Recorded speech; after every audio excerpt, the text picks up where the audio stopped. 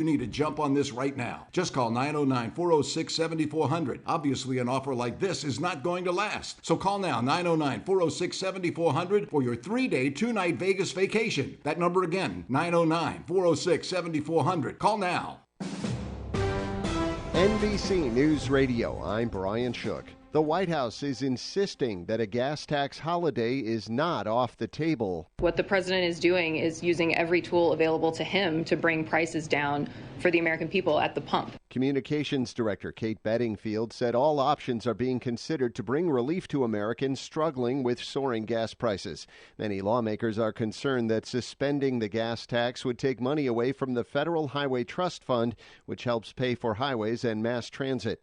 Congresswoman Elaine Luria says former President Trump's son-in-law has been able to provide his own take on what happened on and around January 6th, 2021. The Virginia Democrat who's on the January 6th committee said Jared Kushner was asked for his impression on third-party accounts. Kushner sat down with the committee Thursday. Republicans are striking an agreement in principle with Democrats on a $10 billion COVID package. Utah Senator Mitt Romney, the lead GOP negotiator, said the bill has yet to be drafted and needs a cost estimate from the Congressional Budget Office before the Senate can vote on it. This aid package to combat the pandemic could be the beginning of new funding to help the nation's response efforts as some fear resources are dwindling. The Justice Department is issuing a letter to all state attorneys general reminding them about provisions protecting transgender youth against discrimination. Lisa Taylor reports. A DOJ official said the letter reaffirms state and local officials' obligation to make sure their policies don't harm the health and safety of children, regardless of gender identity. The letter advises states that laws and policies which stop individuals from getting gender-affirming medical care could infringe on federal constitutional protections. I'm Lisa Taylor. The parents of a former Marine imprisoned in Russia say their meeting with President Biden went well. You're listening to the latest from NBC News Radio. Are you ready for a new experience? To see life from another point of view? New hope, new expression, new joy. This is your radio hour.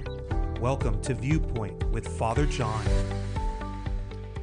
And welcome, friends. You're tuned to NBC Radio, KCAA, 1050 AM, 102.3 FM, 106.5 FM, or you can listen from anywhere around the world at kcaaradio.com.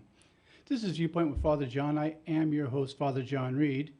And just a reminder, you can follow us on both Instagram and Facebook. Just look for Viewpoint with Father John. Click like on either one, like or follow, and you'll be part of the group. And I enjoy hearing from everyone who gets a hold of me on those platforms. You have a lot of great information to share with me, and those who share your personal story with me, I'm honored you do that, and I enjoy reading what you send to me. Also, if you miss an episode, you could always find it on YouTube, and just in the search bar, put Viewpoint with Father John, KCAA, and you'll get the more than 4 years of episodes we have on there now. Hard to believe that we've been here over 4 years. Goodness gracious, they're making me an old priest. But it's good to be here. All of God's children are endowed with extraordinary purpose and ability. I'm on a quest to help as many as possible in fully realizing their divinely inspired potential. Disposing of false narrative and embracing genuineness inspires clarity of purpose. My role is to help overcome self-imposed limitations and really realizing one's spiritual potential. And folks, I want to tell you about the best pharmacy this side of the Mississippi, which is Clermont Pharmacy, conveniently located in the city of Clermont on the corner of Indian Hill Boulevard and Arrow Highway. It's owned by Dr. Nikki Ho, and I'll tell you what, they are the right people to have helping you with pharmaceutical needs. They take care of all my diabetic medications and all my medications, period, because it seems like the older I get, the more I have. You know, when we were young, we used to talk about girls we met. Now we talk about how many pills we take. But guys my age understand that. But definitely go in and use Clermont Pharmacy. You'll be really glad you did. You'll switch all your prescriptions over there because of the service. And if you are looking for a good time, you want lakesidedjservices.com. That's our beloved Frank, who's our sound engineer, and he just did a great gig over at Rim of the World High School, I believe. And you had both the sound, and did you have the photo booth as well? Yeah, he's giving me the affirmative nod there that he had both going there. But I'll tell you what, he is a favorite in this industry because he knows what he's doing, and he caters to what it is you're looking for. And so give him a call or get him online. Again, it's lakesidedjservices.com, and let him know that you heard about his service here on the show. I know he'll appreciate it. And finally, I would be remiss if I didn't remind you about Justice Matters with Clint Kirschner, who's a dear friend of mine. And he shoots from the hip. And during all the craziness going on right now legally, it's nice to have a professional who's a retired federal prosecutor, and also he served in the Army for 6.5 years in the JAG Corps as a prosecutor there as well. He knows his craft, but more than anything, he's a man of integrity, and I trust him. And I know you can trust the information from him as well. And so I just want to pass it on to you so you can have just an access to good information and instead of just political spun stuff, which we seem to have a lot of these days, don't we? It doesn't matter where we tune in. Well, anyhow, tonight I'm going to talk about a couple of things, and I hope they'll interest you. And as you're aware, we are in the season of Lent right now. Which is, time before Easter. It's a time of preparedness. It's a time of surrender. And on Good Friday, we theoretically entered the tomb with Jesus, and then were resurrected with him on Easter Sunday morning. Now, there's a lot of people who have, and I've talked about this many times, and I hope you don't mind me talking about it again, but there are many people that for Lent give up certain things, and I'm good with that. Some give up, chocolate. Some give up their beer on Friday, whatever it is.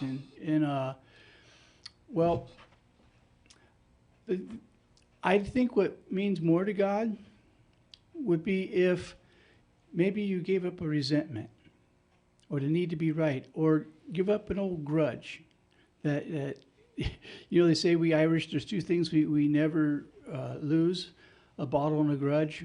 But, in our spiritual growth, it's important that we get past these things so that we can experience the resurrection of Christ Jesus. See, it's not just the death, it's the death and resurrection. And so we experience that more through our own surrender and trying to become more Christ-like. Now, does that mean we lose our personality? Not a bit. There's only meant to be one Jesus. There's only meant to be one you. And there's meant to be only one me. But each of us can express the Christ Spirit in our own way. And we do. We do. And it's kind of amazing to watch how God uses the most unlikely people to do God's work. People who some of us would never suspect. And then we see these great things that they get involved with and the great good they do. And we think, oh my goodness, I never knew that they had that in them. So, it's always a great surprise to have this take place. But it starts with surrender. And one of your things I wanted to talk about tonight, there's a wonderful book out. I hope you get a chance to read it. It's mainly around 12-step programs, but it's a great read no matter what your background is, I believe, that you can take a lot from it. It's called The Spirituality of Imperfection. And I'm re-going through that book right now. I've read it a few times, and I'm going through it again on audiobooks, which is always fun. When you're on the road as much as I am, you have to have your books on tape, as we used to say. For those of us who are old enough to remember what tapes are. I broke in on the 8-track, so that tells you a little bit about my age, doesn't it? But anyhow, the spirituality of imperfection, it helps us accept who we are and where we are. And the fact that we're the only thing we're supposed to be perfect at is being perfectly imperfect. I know that sounds counterintuitive and almost a double negative, and it just might be. I'm sure somebody will write me and inform me of that, which is okay. But the idea that we have to be perfect so God will love us is an erroneous concept. If you have to earn it, it's not love. Just like when people say you have to earn God's grace, well, it's impossible. Grace is a free gift. How do you earn what's a free gift? You don't. And the beauty of that is when you recognize you cannot earn grace and you cannot earn love, then it makes you appreciate the fact that you have both of those. That God does love you and God does give you grace. Because God created us. And knew we were going to make mistakes. We're going to do things. And if you never make a mistake, it's because you're not doing anything. And that's a mistake in itself. We all make mistakes. You know, in the Christian world, the line is, we all fall short of the glory of God. And, I mean, it's a fine line. But I think sometimes people interpret that to mean that we're all bad. And that's not what's meant by that. At least not by the way I understand it. Maybe the way someone else understands it could be different. It is possible to have multiple meanings to one phrase. Just like there's multiple interpretations of the Bible, there's no one true definition of the Bible. So, you know, it's although every church claims that they have the definitive understanding of the Bible, if you understand it, you don't. If you can define it, you don't understand it, as they say in the East. Instead, what I enjoy about reading it is it speaks to me in a new way every time. I'm digressing a little bit, but I think this is worth putting in there. We have a tradition called Lectio Divina, and what Lectio Divina is, you take something like a scripture, and you read that verse over and over again. You read down until you find something that catches your eye, and then you read it over and over and over again, and then you meditate upon it. And then after you meditate for a while, you go back and read it again. Meditate on it. And you'll be surprised at different messages you get right then, instead of just one message. And that's the way it's supposed to be. It's a living, breathing text that can be reinterpreted many times and in many ways. And there's not one perfect interpretation. There's the interpretation that's speaking to you at the moment. And sometimes we have difficulty doing that. And you don't have to even do that with the Bible. You can take any book and flip to a page randomly and let your hand fall on it, and wherever your fingers land, that's where you start reading until something catches you. And then you do the Lectio Divina with that. And you'll be surprised how the right things come up that coincide with what's going on in your life, and gives you an answer to things you didn't think there was an answer to. It's a beautiful practice. And we get there through the surrender that I started out talking about. We have to surrender that we don't have to have every answer in the world. We just have to be open for answers to come to us. And in this time of Lent, that's kind of what we're doing. We're becoming open for the light after the darkness. Because basically, Lent is kind of a dark time. I mean, you have to eat fish on Friday. And I know I'm Irish, but I don't care much for fish. I mean, fish sticks is about as best I do because I know they're not using real fish in it. And at least not most of the time. And, so it's supposed to be a sacrifice. Other people give up chocolate, and that's pure torture. And I'm not being funny with that. Some people, it really is torture to give that up. But they're trying to say, I'm ready for things in me to be different. I'm ready to look at things differently. And when we do that, as we go through that dark night, we then resurrect the next day with an Easter resurrection. And what's the beauty of the resurrection? It shows that Jesus defeated death, that there's more to life. It's not just death and nothing and no more. because all we had was we knew that people died, and we didn't know what happened after that. Was in the Jewish faith. Now, other faiths had, reincarnation and stuff, and I'm not arguing against it. I'm just saying, just difference of view. And so for us to resurrect with Jesus means that, again, we're dying to self. We're going to be dormant for a little bit, and then we're going to rise again to life. Now, that's terrifying.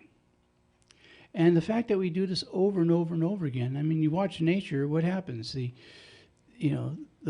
flower dies, is dormant for a while, and then it reblooms, and it's beautiful, a little more beautiful each time. I was mentioning this at a funeral yesterday. I did the funeral of a dear friend of mine, Don Comstock, and rest in peace, my brother.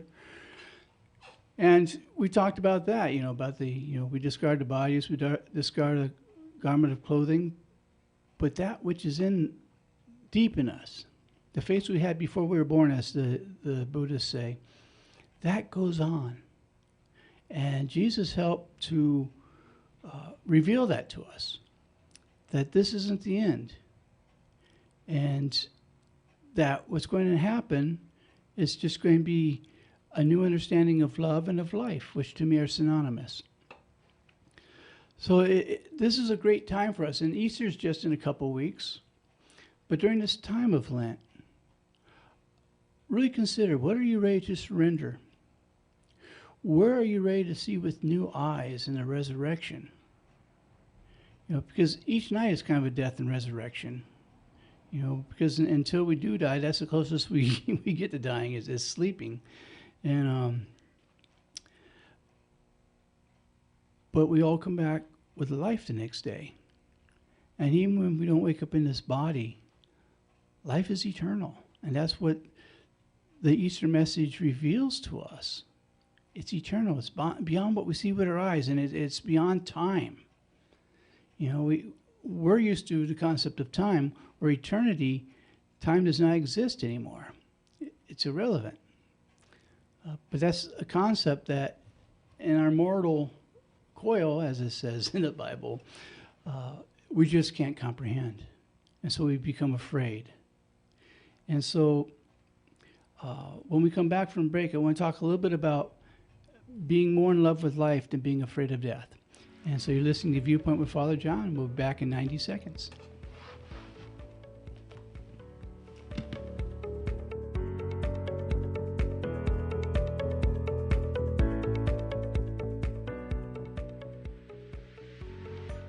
The loss of a loved one is one of the most challenging experiences in a person's life. It's hard to know where to turn to make your loved one's final arrangements. Jesse Ruiz at Personal Funeral Planning in Ontario will treat you and your loved one with the respect you deserve. Jesse served in the Marine Corps in Desert Storm and understands what it takes to provide loyal, personalized, and empathetic service to those who need it most. The families of Michael Jackson, Brittany Murphy, Ed McMahon, and many others have trusted Jesse to provide them with the highest level of service and support. To work with Jesse, call 909-762-4027, 909-762-4027, or visit their website, www.4pfp.org. www.4pfp as in personalfuneralplanning.org. Jesse Ruiz and Personal Funeral Planning, veteran-owned and operated, helping you plan a personal, lasting tribute for your loved one. www.4pfp.org. I always hear from our clients who hired another firm that they wish they'd hired DNA Financial first. Don't have regrets about your IRS tax case. Just hire the best in the first place. One owed $150,000 to the IRS and had spent thousands on another firm. We stopped the levies, negotiated a payment plan, and had their penalties forgiven. And while every case is different, we guarantee that we'll find your perfect resolution and get it done right. For a free consultation, call us at 866-201-0156. That's 866-201-0156. Then you can say, DNA did right by me.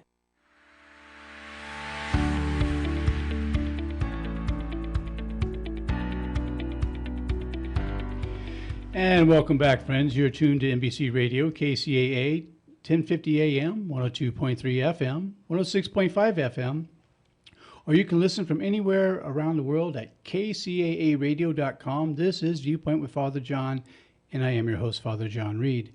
I want to give a shout out to a friend of the show who's getting on an airplane right now and going back to Peru, and she'll be missed. Her name is Luz. And Luz, I hope you have a safe flight, and it was great having you here at the studio when you're in town, and hope you'll stay in touch. I know that we're friends on Instagram, and it was just an honor having you hang out at the studio with us and share some of your sunshine with us. So, when we left for the commercial break, I mentioned that when we come back, I want to talk about being more in love with life than afraid of death. And a while back, I saw a study that showed that some of the most religious people in the world are some of the most afraid of death. And I thought, well, isn't that interesting? Because we talk about your eternal reward and all these good things that heaven's supposed to be about. But yet there seems to be such a fear because so many people have been taught about this awful judgment. And I think that's the wrong message. I want you to think about something for a moment. Those of you who have children, I want you to think about the worst thing that they could do. I mean, really, and we've heard me do this before, but I think it's very important. Now, having thought of that terrible thing that they have done, would you ever stop loving them? Ever stop wanting to see them? Of course not. Of course not. And if we who are imperfect love our children that much, how much more does God who is perfect love us?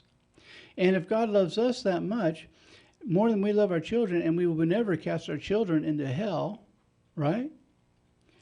Love wouldn't bear it. So the message is, and this is the message Jesus came to give us, is that God loves us. And that is, God doesn't throw away his wounded. He doesn't kick his kids to the curb. And we're all his kids. He didn't have stepchildren. Jesus didn't come to start a new religion. You've heard me say that probably 1,000 times, but I say it because it's true. Jesus came to help us have a better relationship with God because our relationship had become based on fear instead of love. And it's not so much that we have been loving life, it's just we've been trying to avoid the grave. And some of the most spiritual people, I'm not saying religious, I'm saying some of the most spiritual people I worked with had no fear at death because they had this loving relationship with a God how they understood God. And there's many ways to understand God. And because of that, they were very comfortable. I held many of them in my arms as a hospice chaplain, and they were at peace. One of them said to me, I'm just going home to my father. I'm going home to see Papa, which is really how Jesus referred to his Father God, Avum Dishmea, Abba, which is really the affectionate Papa. And watching them with no fear have this experience and just go to the light, and the light opens for all of us. But some people don't go through it because they're afraid. They're afraid of judgment. I was fortunate as a hospice chaplain. I've actually gotten to see people go through that light. Now, some people may not believe that, but I don't care if you believe it or not. I know what my experience is. And it taught me that death is a new extension of life. Jesus said, unless the wheat breaks off the shaft and falls into the ground and dies, it can't become anything but, a dead plant. But it grows if it dies and resprouts. Well, same with us. This is what's happening. We're dying and having our resurrection to have new life. But we don't have to physically die for that to happen. There's death and resurrection here in life. And sometimes we think we're having bad luck and we don't rise.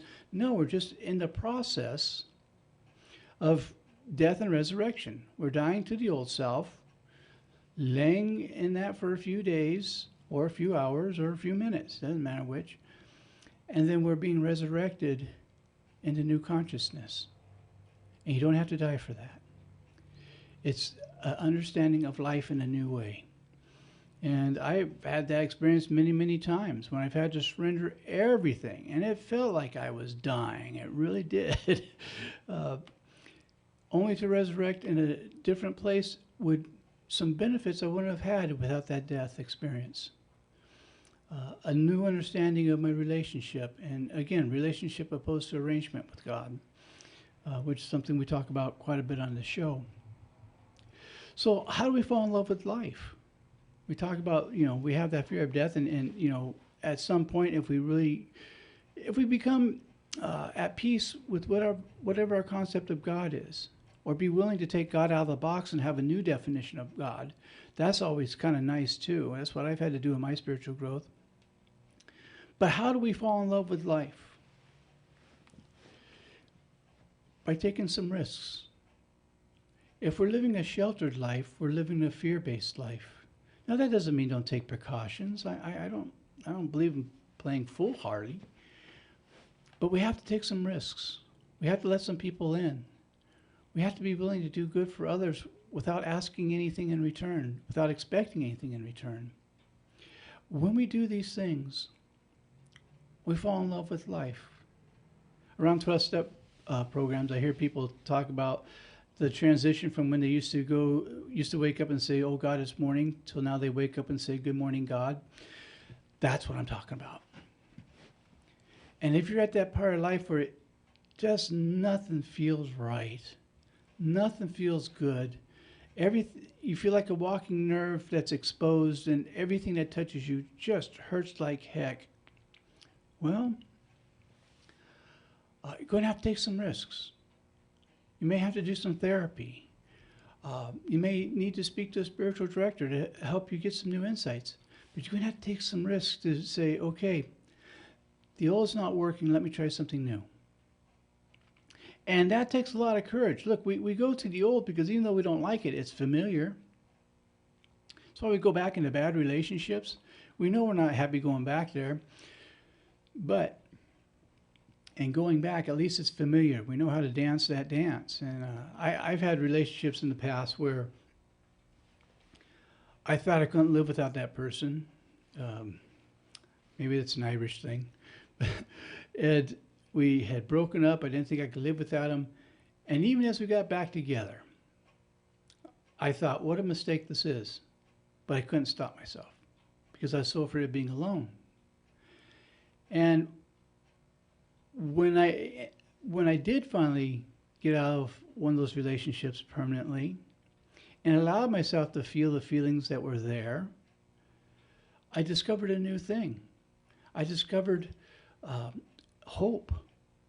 I discovered the idea that maybe I might be worth being loved, because that's always been a question in my mind. That's just, some of the trauma from the childhood I came from.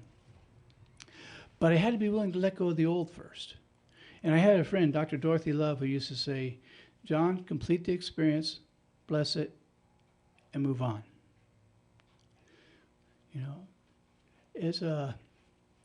You have to complete it. You have to feel everything that needs to be felt. Then you need to bless it, because there's no problem that doesn't bring some type of gift with it. Make sure you receive the gift, and then move on. Go on in life. And that's how we start falling in love with life, is letting go of the things that aren't healthy, so we have room for things that are healthy. Give you the example, the one that's been used for years is, when you want to go out and buy a new wardrobe, what do you have to do first? You have to clean out your closet and make room so you have a place to put this new stuff. Otherwise, you just have new stuff in bags. You have no place to put it, right? Same with our living life. We have to let go of the old and let it go its way so we have room for the new, so we can fall in love with life. And one of the best ways to fall in love with life is living a life of service. I've probably said 100,000 times on the show, so you're probably tired of hearing it, but, I'm the one with the mic, so too bad. And that is that love is the divine paradox. When you go out to get, you come back empty. When you go out to give, you come back overflowing. Let me say that again slowly. When you go out to get, you come back empty. When you go out to give, you come back overflowing. And when you get involved doing that, becoming of service to other people for free and for fun, as my friend Chuck Chamberlain used to say, amazing thing happens. You start finding yourself falling in love with life. You start looking forward to mornings because you know there's going to be something incredible that happens that day. And again, you go from saying, "Oh God, it's morning," to saying, "Good morning, God," because you're finding yourself in partnership with the divine. And I don't know of any greater joy there is than being in partnership with the divine. And you can't earn that. You're being called to it your entire life. It's just we've stopped listening. We forgot how to read symbols. And we miss a lot of this. Sometimes we just have to slow down. You know, for guys like me, that's the toughest part because I have two speeds, you know, on high and on higher than high, you know, with trying to do too many things because it keeps me from feeling. Now, when I went through the health stuff where I was forced to slow down and not pack my schedule the way I used to pack my schedule, a lot of feelings started coming up that I had never dealt with. But something beautiful happened too. I started rediscovering life on a new level.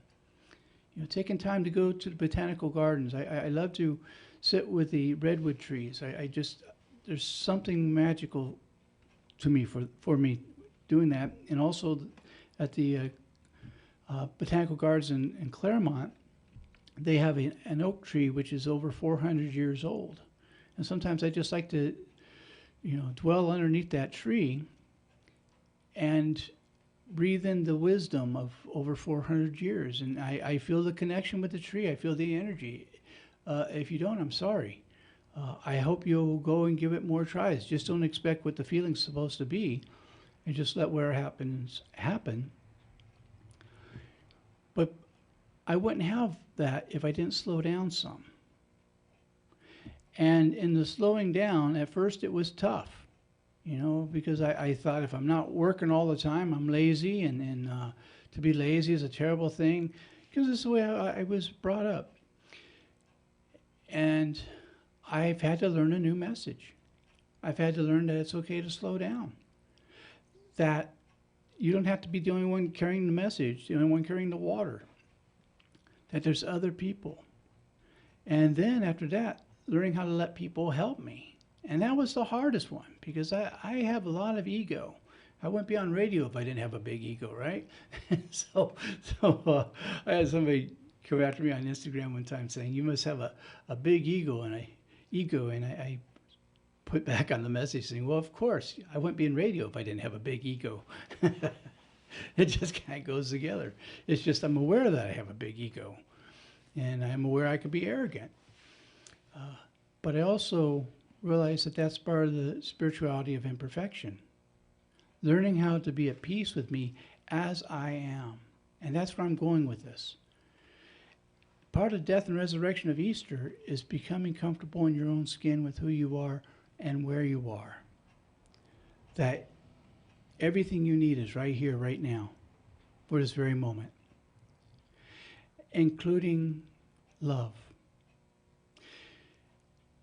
And so when we go through that surrender and we go through that death and resurrection, we have a new opportunity to fall in love with life. Because life is always going to change. That's the only thing that's consistent is change. And now that I'm slowing down, I'm discovering some really neat things in life that I was going too fast to see. You ever go flying down a freeway on your way on a vacation, and you get to your place where your hotel is, and you realize you didn't see anything the whole way there? And the idea was to slow down, but you went 85 and 90 miles an hour to your destination. Well, that's what we're doing through life. And then we get to the end and we think, what did I see? I didn't see very much. Well, it's time to slow down and to be able to see things. When was the last time you just slowly sipped a cup of coffee, if you're a coffee drinker, a cup of tea if you drink tea, and just enjoyed it, enjoyed the taste? Or is it just common that you get a little bit of the taste, but you just go through the beverage as quick as you can because that's what you do? And one of the things I admire about the Buddhist teaching is they talk about being present for every sip, being part of that. And, well, it's what we're talking about tonight. Part of going through Lent is becoming aware of every part of this thing we call life, every moment of it. And that's how we get resurrected. Otherwise, we stay focused on things that are just painful instead of being able to experience things that are really grand.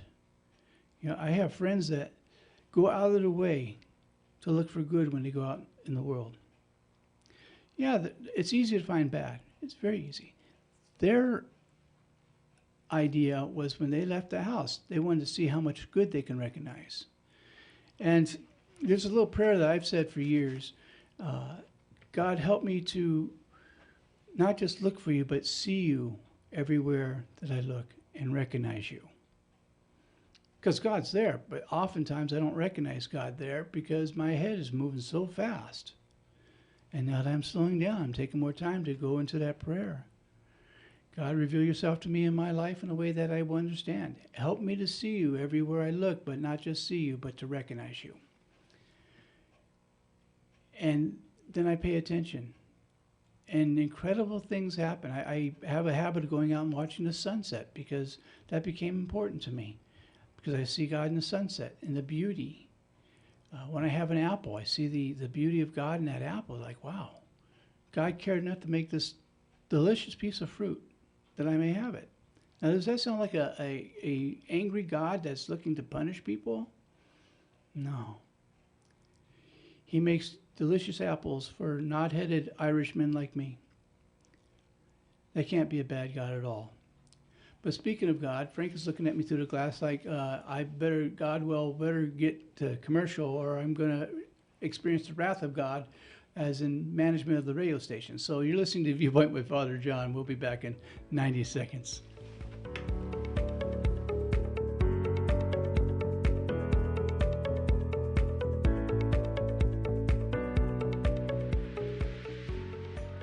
The loss of a loved one is one of the most challenging experiences in a person's life. It's hard to know where to turn to make your loved one's final arrangements. Jesse Ruiz at Personal Funeral Planning in Ontario will treat you and your loved one with the respect you deserve. Jesse served in the Marine Corps in Desert Storm and understands what it takes to provide loyal, personalized, and empathetic service to those who need it most. The families of Michael Jackson, Brittany Murphy, Ed McMahon, and many others have trusted Jesse to provide them with the highest level of service and support. To work with Jesse, call 909-762-4027, 909-762-4027, or visit their website, www.4pfp.org. www.4pfp as in personal funeral planning.org. Jesse Ruiz and Personal Funeral Planning, veteran-owned and operated, helping you plan a personal, lasting tribute for your loved one. www.4pfp.org. I always hear from our clients who hired another firm that they wish they'd hired DNA Financial first. Don't have regrets about your IRS tax case. Just hire the best in the first place. One owed $150,000 to the IRS and had spent thousands on another firm. We stopped the levies, negotiated a payment plan, and had their penalties forgiven. And while every case is different, we guarantee that we'll find your perfect resolution and get it done right. For a free consultation, call us at 866-201-0156. That's 866-201-0156. Then you can say, DNA did right by me.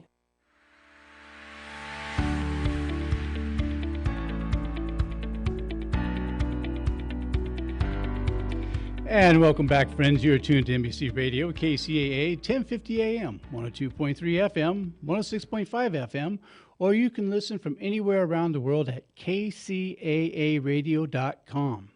This is Viewpoint with Father John. I am your host, Father John Reed. Just share a little humor with you. I've been hearing things through my headset. I couldn't figure out where they were coming from. Little taps here and little taps there, and I'm a spastic child, so I tend to move my feet around while I'm talking and stuff, and I couldn't figure it out. And then at a commercial break, I realized that the microphones by my feet were still on. So I turned those off, and I I really had my foot in my mouth during that time. And so I thought I'd share that with you guys because I'm sure you're used to hearing me with my foot in my mouth. But this time it really was there because the mic was by my foot. So one of the other ways that we can fall in love with life is looking for the humor in life. You know, I believe it was Dante who said that God is a comedian playing to an audience that's afraid to laugh. And life is meant to be good. It's meant to be humorous. One of the problems with biblical translation, and it's really kind of sad, is that in the language different, in the culture difference, we miss the humor that's in the Bible. And there's humor all through the Bible. You may be shocked by that. You may not have heard that before. But I can remember when I was studying Hebrew and Aramaic and understanding the cultures there, I realized how much of the teachings really were taught with humor, including many of the stories that Jesus gave, the allegories. There's lines in there that in the Hebrew culture would be hysterical, but in the Western culture, and where we speak English and such, we don't get it because they're not part of our culture. So it means nothing to us. We think, oh, okay, well, maybe it means something else, and we take it to mean something kind of rude sometimes. And like Jesus is putting this person down seriously, and really he's throwing some humor in something, but we don't have that cultural understanding, so we don't get that. And it's a shame. You know, give you an example. Try translating a joke in Spanish into English. And I worked with some guys when I used to work at the Mexicali Police Academy, and these guys would tell a joke and they'd translate it for me, and I think, well, why is that so funny? Well, it didn't translate well. And then once my teaching partner kind of explained it in Western English, I guess that's the best way to put it. Not sure how to frame that, so I apologize. Then I got it because he explained the culture behind it and everything, and I said, "Oh, that really is funny." But because as a stranger to that culture, I didn't get why it was funny. Well, we have the same thing in Scripture. And you can't be in love with life if you're scared to death of God. And that's part of what I'm trying to talk to you about tonight. If you have that relationship with God, maybe you need to find a new God. Now, there's people in the Christian world that say that's a sacrilege. It's not. What I'm saying is maybe it's time to take God out of the box. Because we like to keep God in a nice box where we know this is exactly what God's going to be. Well, that's not what the truth is. But in order to get to that higher relationship with God, we have to take God out of the box. And we have to get out of the box too, the way our thinking is boxed in. And when we allow God to express God's self in that way, instead of trying to tell God how God's supposed to be, instead let God reveal God's self to us, we really discover some incredible stuff. We find some deep love that we never expect to experience. You know, I've spoken with many people who have had what we call near-death experiences, which means they were dead for a few minutes but came back. And I was in a motorcycle accident once where that happened with me. And every one of us had this same experience of being surrounded with light, but didn't hurt our eyes, and being surrounded with unconditional love, not judgment. And I share that with you because if it was just my experience, I would think, well, maybe I just had a unique experience. Everyone that I have spoken with that has had the experience of near death, including members of my family, all had that same experience: unconditional love, non-judgment. And that told me that there's much more to this God stuff than everything I learned in seminary and such. I'm not putting down seminary. It was very important, and I got a lot out of it, and I'm very glad I had the opportunity to stay with some really incredible people. And I also had my God in a box for a long time too. So if that's where you are, you're not dumb. It's just the experience that you've had, and that's okay. It doesn't have to be your only experience. But as I learned with the help of a spiritual director how to take my idea of God out of a box and instead be willing to see something bigger, my life got bigger. Not in an egotistical way, but in a bigger experience of love that's been with me the whole time. I just didn't have the eyes to see it, because I was still looking at it through a little child's eyes, so to speak. And as St. Paul would talk about, looking to a mirror darkly, but as we grow spiritually, the mirror becomes clearer and clearer. And that comes with surrender. And that comes with being willing to say, there could be more to this than I realize. Maybe I was wrong about something. Maybe I was right about something. But to be open-minded. And any religion that tells you to throw your brain out, to not think, that's toxic religion. It's not healthy. Because we're not meant to be separate and apart from God. And the only place we could be separate and apart from God is in our consciousness. And the idea that we have to have one concept that someone tells us it has to be, well, we never get introduced to God. We get introduced to a concept. So, again, coming back to the theory of Lent and the spirituality of imperfection. This helps us take God out of the box. Instead of cursing yourself for having imperfections, maybe look through ways to be an expression of God, or use these imperfections to help get introduced to God in a new way. To find out that grace is for real, and it's not given begrudgingly, but lovingly. Case in point, Jesus said, "Fear not, little flock. It's the Father's good pleasure to give you the kingdom." Now that's what Jesus taught. It's God's good pleasure to give you the kingdom. And he said it in a way that it pleases God to do it, not that it's for God to give and that's good. No, he did it in a way that is pleasurable to God. It brings God good pleasure, giving us the kingdom. And I think we've lost that over the last 2,000 years. Now, it's starting to be rediscovered. I'm not the only one talking about this. There's a lot of people. Father Richard Rohr, Father Thomas Keating talked about it, God rest his soul. I'll tell you, he was really a dynamo for spirituality, just one of my heroes. St. John of the Cross, back in the early days. But now, today, we have people like Rob Bell, who I think is a sage.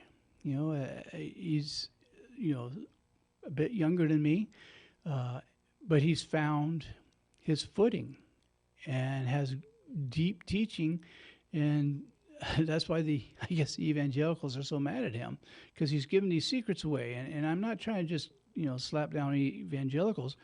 At the same time, they get very angry when some of these truths come out, and they say, "Oh, it's evil." Every time Rob Bell goes to speak somewhere, and he does these wonderful things, there's always people out there saying Rob Bell's taking you to hell. One guy has a jacket that Rob really liked that says "Turn or Burn." So all these things,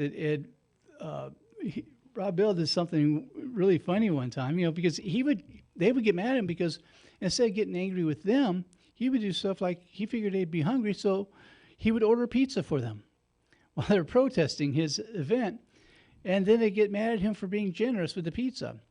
And one time, he walked up to one of the protesters and asked him what the deal was, and he's telling him all the things. Finally, after the guy told all of his stuff, he says, "Well, I'm Rob Bell, and I'm glad to know what you're thinking about." He says, if you're going to protest a guy, maybe you should Google his photo and see what he looks like. And then he walked inside. But that's just his wonderful humor that I enjoy so much. But the point is, there's many people who are trying to bring this old-time religion, as we like to jokingly say, the original understanding of some of these scriptures and what they meant from Jesus' culture instead of our culture, and that Jesus came to remove our fear, not add to it. Jesus came to change our minds about God, not change God's mind about us. You've heard me say that many times, and I'm not the only one. It's not even original with me. I got it from somebody else.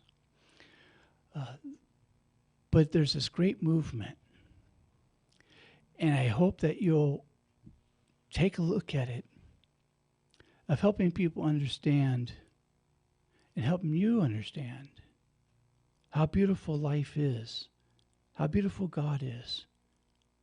Tomorrow when you go out, because it's a little cold tonight to go out, and see how much beauty you can be consciously aware of. And as you're looking at the beautiful trees, beautiful creations, ask yourself this question. Could a God of anger and fear create this kind of beauty for me to enjoy? I mean, it pretty well answers itself, doesn't it? If God was so angry with us and disgusted with what God created, why would God go out of God's way to put so much beauty around us? So much creation, like that apple I enjoyed today.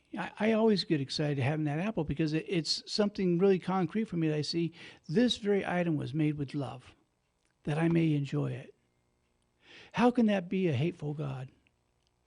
I mean, I'm just, an old Irishman. American Irish, born here, but my lineage is Irish. Lineage, excuse me. How is it that someone so insignificant as myself, God would think enough to make that apple that I would enjoy it? Now you might say, well, you got the apple by random. Okay, you can think that. I don't. I think that it was created to express love and that I am supposed to experience that love. And when life starts becoming a miracle like that to you, you're going to be in love with life and not just afraid of death. And at some point, it will also change your concept of death. And you'll just find out that it's life after life and new life on a higher level, because life only goes forward. It never goes backwards. That's why I laugh when people say, I wish we got back to the times of the 50s. There ain't no doing it. Time goes only in one direction. And so does spirituality. The universe only travels one direction. And it's not done creating. Brothers and sisters, the universe continues to expand. And we keep going further and further into space because our consciousness is continuing to expand. Now, if that much love is expansive in this creation, don't you think God's expressive love, creative love, is also in you? And that is trying to find new ways to express itself through you and as you? But it has to have our permission because we have free will. So I ask you, as we approach Easter during this time of preparation, are you willing to die, be dormant for a few minutes at whatever it's going to be, and I'm not talking about physical death, and resurrect into new consciousness? Or are you afraid trying to play it safe? Because safe is not where it is. There's a story that Richard Bach included in the beginning of his book Illusions, and a lot of people are familiar with it. It's in the handwritten notes. And he has a spiritual master that's teaching these people. He says there was a crystal stream, and on the bottom of the stream were these little creatures that their whole life consisted of grabbing one weed to another plant, and that's how they got through life. It was a struggle. And one of these creatures said to himself, I have to believe that the stream knows where it's going. I'm going to let go and trust that it's going to take me to where it wants me to be, to a higher good. I'm paraphrasing a little bit. And so he told his friends he was going to do that, and they said, "Fool, let go and you'll be killed. You'll be smashed against the rocks and you'll die." He says, "I'd rather die that way with the adventure than to die of boredom." So against all their advice, he let go. And at first, yes, he did get banged across rocks and stuff, but as he refused to cling to anything around him, eventually he floated to the top part of the stream and was carried downstream across some other creatures like himself that look up and they see him thinking he's flying. He says, "Look, one like us, but he flies." And he yells down to him, "I'm just like you. You just got to let go, and the stream knows where it's going. It will guide you." And when they looked up again, he was gone. He already passed. And they spent years telling stories about the Messiah who said that we were just like him, and that the river would take us, the stream would take us where we're supposed to go. And they kept clinging to the weeds on the bottom. So the idea of coming into Easter is learning to let go of the weeds that we're clinging to get through life, because life, earning life by the sweat of our brows, what he used to say. And trusting that the stream knows where it's going, the Spirit knows where it's going. Yeah, we may get some bumps and bruises on the way, but it helps us make our conscious decision. No, I'm not going to cling to anything. I'm going to trust that the Spirit knows where it's going and what it's doing, and then we have a spiritual awakening. It starts with a spiritual experience of letting go, but it turns into a spiritual awakening, which is different. And it's becoming aware of our relationship with God in a very intimate way. But we have to die, let go of the plant, and go through the death process, which is very painful, getting hit by the rocks, and then resurrecting at the top of the stream with new vision and with new understandings. And that's not the end of it, because there's waterfalls too, and we're going to have to come up with new places, but that's for another week.